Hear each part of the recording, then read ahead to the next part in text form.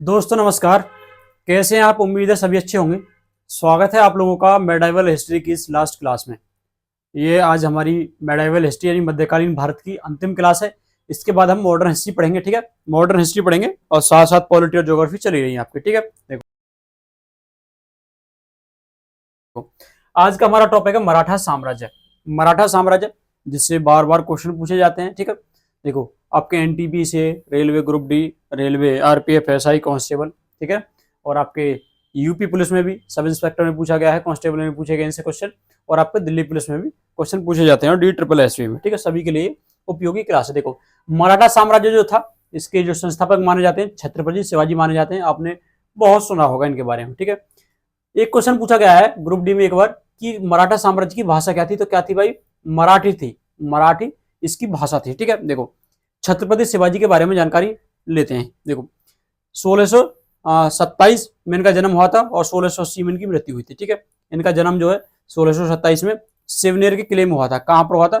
शिवनेर के किले में। क्वेश्चन पूछा गया है। इनकी माता का नाम जीजाबाई था और इनके पिताजी का नाम शाहजी भोंसले है। तो पांचवी छठी क्लास में शिवाजी से संबंधित एक चैप्टर आता है, ठीक है। जब इसे हमें तो याद है ये जीजाबाई और शाहजी भोंसले, ठीक है। शिवाजी के जो गुरु थे, गुरु एवं संरक्षक थे, वो थे दादा कोंडदेव। और इनके जो आध्यात्मिक गुरु थे वो थे स्वामी रामदास। स्वामी रामदास थे और स्वामी रामदास को ही मराठा धर्म का प्रतिपादक माना जाता है। स्वामी रामदास को ही मराठा धर्म का प्रतिपादक माना जाता है। इनकी जो पत्नी थी, शिवाजी की पत्नी थी, वो थी कौन? साईबाई थी। कौन थी? साईबाई थी। देखो जिस प्रकार से औरंगजेब का जो राज्याभिषेक 2 बार होता है, तो इसी प्रकार वीर शिवाजी का राज्याभिषेक भी 2 बार होता है। एक बार होता है जून 1674 में, थे गंगा भट्ट, ठीक है। गंगा भट्ट थे, उनके द्वारा राज्याभिषेक किया गया था और उपाधि दी गई थी छत्रपति की। उन्होंने इन्हें छत्रपति की उपाधि दी थी। किसने? काशी के विद्वान थे। कौन? गंगा भट्ट, ठीक है भाई। दोबारा कर जब इनकी माता की मृत्यु हो जाती है, एक बार दोबारा पुनः इनका राज्याभिषेक होता है 1674 में, ठीक है।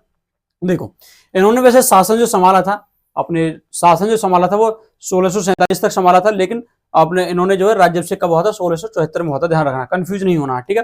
वैसे राजकाज को 1647 से संभाल रहे थे। देखो सबसे पहले शिवाजी ने अधिकार किया था सर्वप्रथम कहां पर? तोरण के किले पर। क्वेश्चन पूछा गया है यूपी पुलिस में, ठीक है। तोरण के किले पर 1646 में सबसे पहले इन्होंने अधिकार किया था, ठीक है।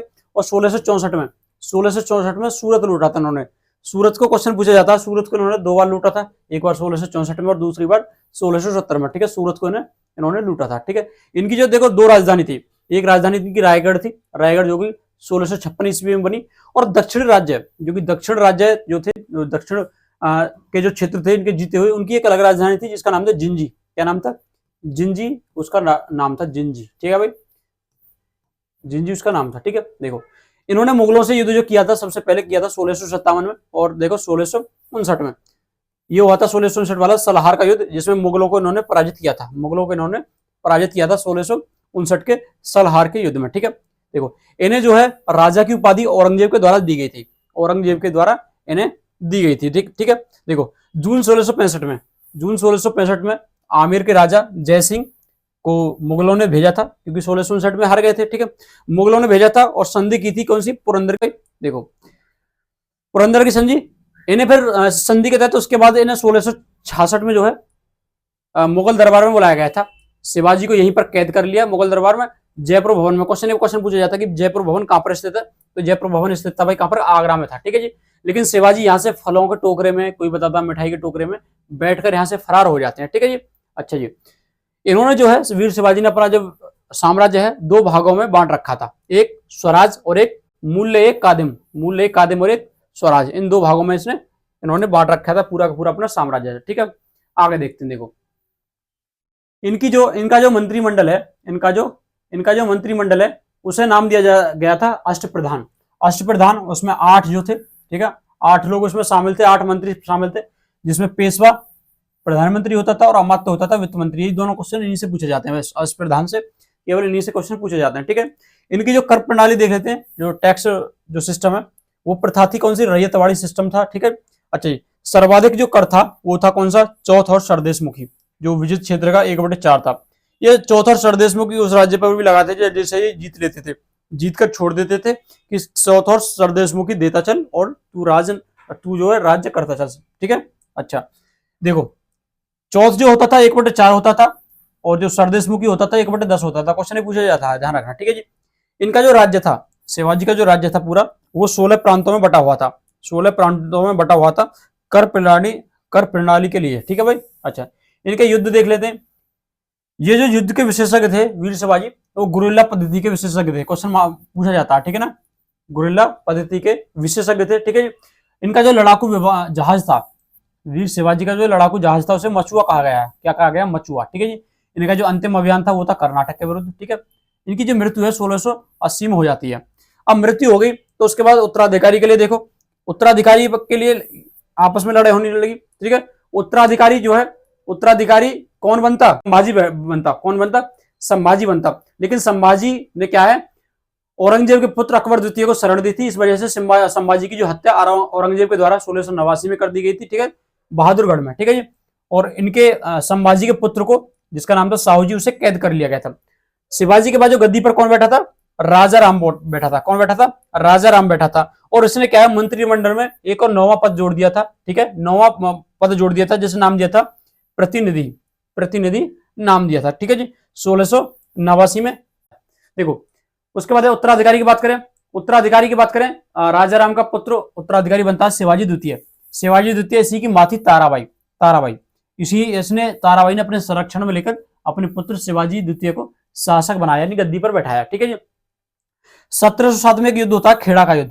खेड़ा का युद्ध होता है जिसमें शिवाजी द्वितीय और साहूजी के बीच होता है। ठीक है जी, अब औरंगजेब की मृत्यु हो जाती है तो साहूजी क्या वहां से छूट कर आ जाते हैं। ठीक है, अब शिवाजी द्वितीय और साहूजी के बीच में ये युद्ध होने लगता है। साहूजी मैंने हमने ऊपर पढ़ा था ना, मैंने बताया था ना, संभाजी बनते शासक, लेकिन वो औरंगजेब के पुत्र अकबर द्वितीय को उन्होंने शरण दी थी, औरंगजेब ने हत्या कर दी थी 1689 में। ठीक है, उनके पुत्र साहूजी को कैद करके रख लिया था।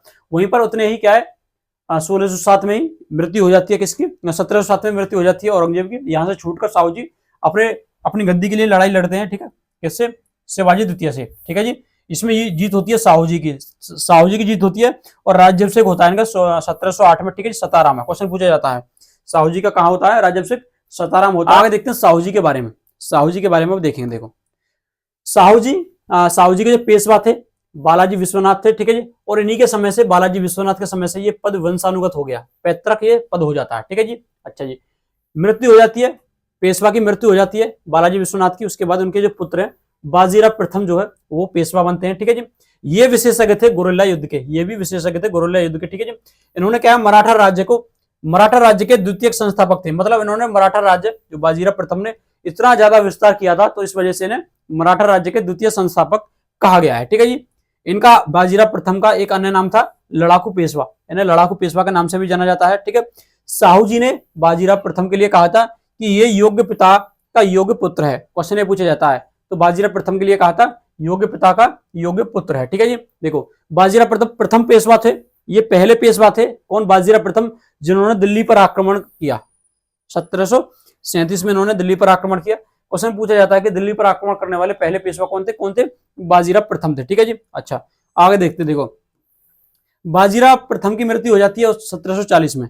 उसके बाद पेशवा बनते हैं बालाजी बाजीराव। इनका अन्य नाम था नाना साहब। क्वेश्चन पूछा जाता है कि नाना साहब जो अन्य नाम किस पेशवा का अन्य नाम था? किसका था? बालाजी बाजीराव का था। ठीक है जी, इनके समय पर आक्रमण होता है भैया अहमद शाह अब्दाली का। अहमद शाह अब्दाली और मराठाओं के बीच में पानीपत का तीसरा युद्ध होता है। पानीपत का तीसरा युद्ध होता है, इसमें मराठाओं की हार होती है।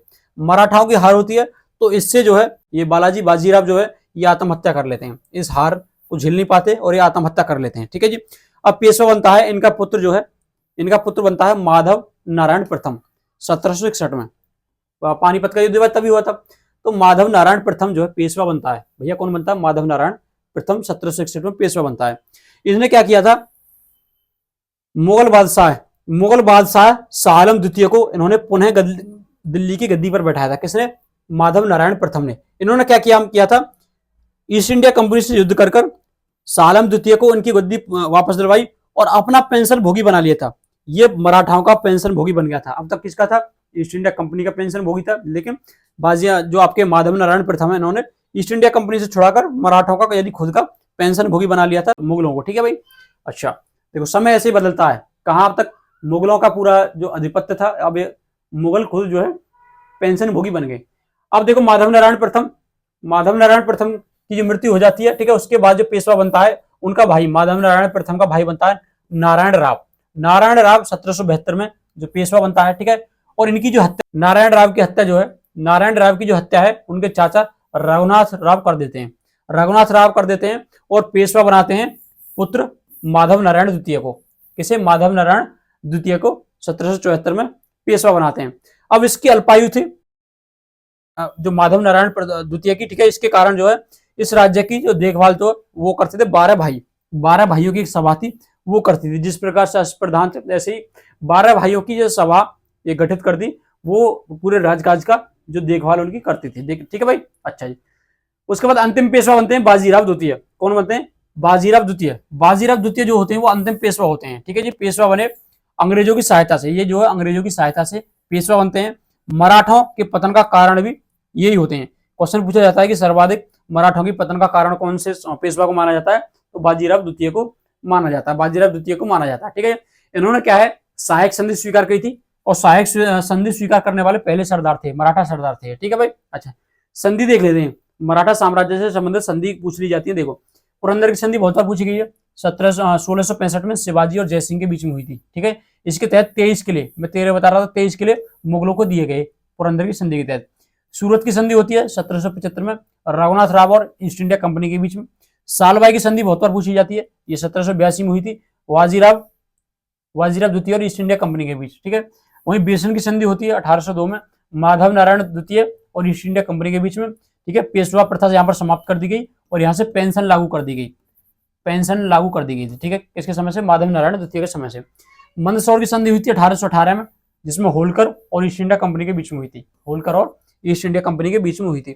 यहाँ से कुल मिलाकर मराठाओं से बस सिर्फ ये चीजें पूछी जाती हैं, ठीक है। कोई ज्यादा बड़ी वीडियो नहीं है, छोटी सी वीडियो, आप अच्छे से रिवाइज कर सकते हैं और इनके नोट्स बना सकते हैं। यदि आपको इसके PDF notes same as it is चाहिए तो हमारा टेलीग्राम चैनल है एमवी दत्तरी के नाम से, ठीक है, जो कि जिसकी लिंक है हमारे यूट्यूब चैनल के बायो में दे रखी है, ठीक है। वहां से आप डाउनलोड कर सकते हैं, ठीक है। मिलते हैं अगली वीडियो में। जय हिंद।